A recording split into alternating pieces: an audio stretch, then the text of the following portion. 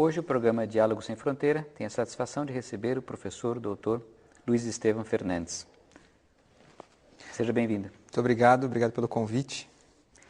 O professor Luiz Estevam, ele é professor da Federal de Ouro Preto, mas desenvolve pesquisa de pós-doutoramento aqui no Departamento de História da Unicamp, sob orientação, sob supervisão do professor José Alves. Sua área de pesquisa é a História da América, ou toda essa questão do mundo americano, ibero-americano. A primeira questão que eu gostaria de pôr para você é como surgiu esse interesse para você e por que você acha que um jovem brasileiro se interessa pelos países ibero-americanos?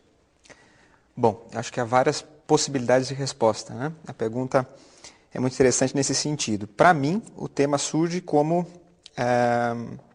uma possibilidade de pesquisa ainda na graduação, assistindo algumas aulas de História da América, à época o professor Hector Bruy, e ali dentro das aulas do professor Bruy, algumas problemáticas foram surgindo que levaram ao interesse na pesquisa em História da América, depois desenvolvida sob a orientação do professor Leandro Carnal. Eu comecei pesquisando a história religiosa da América, em especial a presença dos franciscanos, e no mestrado a possibilidade de pensar como esses franciscanos foram lidos depois no século XIX, esses franciscanos do século XVI, que em especial o padre que eu pesquisava da virada do século XVI para o XVII, são resgatados no século XIX. E esse resgate das fontes do século XVI, com esse nome mesmo, resgate, se tornou uma coisa muito interessante e pode ser estudada não só em História da América, como também em História do Brasil, né? Isso é muito similar, esse processo. Quer dizer, ao momento da construção da nação, no século XIX, é o momento em que se vai pegar as fontes do século XVI e revalidá-las num discurso histórico. Tá? Então, acho que esse é o interesse que me motivou, no primeiro momento, a pesquisa. E aí o doutorado e pós-doutorado são um desenvolvimento desse tema em especial, quer dizer, do uso da memória do século XVI e XVII, da colônia, na construção do Estado Nacional, né? E isso é uma coisa pela qual um estudante no Brasil, independente de ser História da América ou de outros países que passaram por um processo de formação nacional no século XIX, podem encontrar um fértil diálogo, né? A questão que logo surge à mente quando se fala na América Ibero-América, dos países de colonização hispânica, da coroa espanhola, é justamente aquela contraposição que se faz sempre entre nós, brasileiros, um único país, que falamos todos português numa área muito grande, há uma divisão, né, das antigas colônias que acabaram constituindo estados nacionais muito menores e que em constante disputa, muitas vezes, entre si, nesses séculos todos. Então, nesse contexto, o interesse do Brasil, sempre houve uma espécie de, já houve quem dissesse que o Brasil está de costas para os seus vizinhos. Então, esse interesse tem crescido no Brasil pelos ibéricos, pelos nossos países vizinhos, e como isso se articula na universidade? Bom, isso tem crescido, tem aparecido sim. De fato, quer dizer, essa tradição desde o Manuel Bonfim, ou até anteriormente, de pensar o Brasil de costas para o restante da América, tem se invertido. Há nas universidades um crescimento enorme na produção em História da América.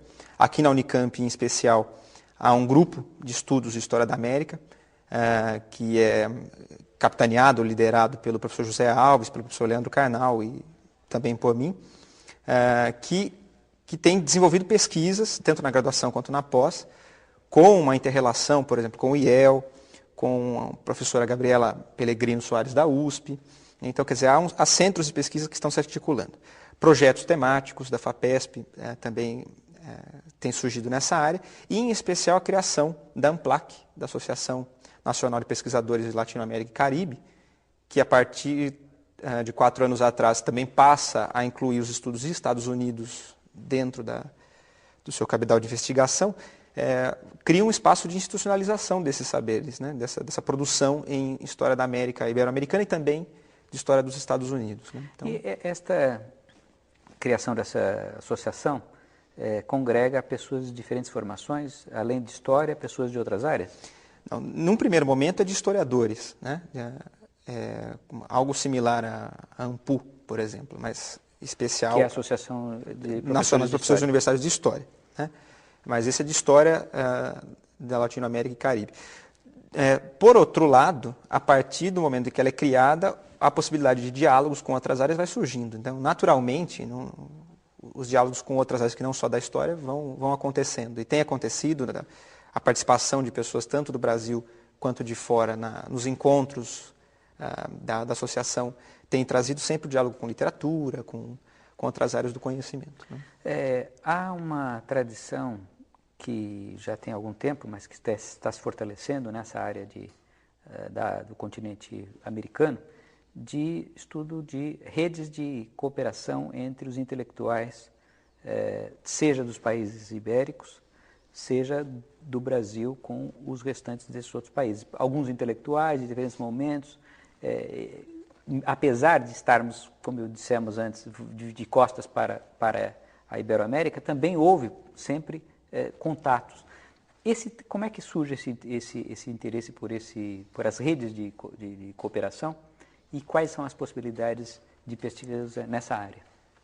Bom, vou falar um pouco da pesquisa que eu estou desenvolvendo no atual momento aqui no Departamento de História, que é justamente sobre isso. Né? Então, eu pesquiso, especialmente nesse momento, uma formação de uma dessas redes, que é entre um intelectual mexicano e um intelectual norte-americano, em meados do século XIX. Quer dizer, então, essa é uma possibilidade. Né? Há outras. Quer dizer, essas redes de cooperação se formam até hoje. Né? Quer dizer, há contatos entre uma universidade e outra, entre certo grupo de pesquisadores com outros.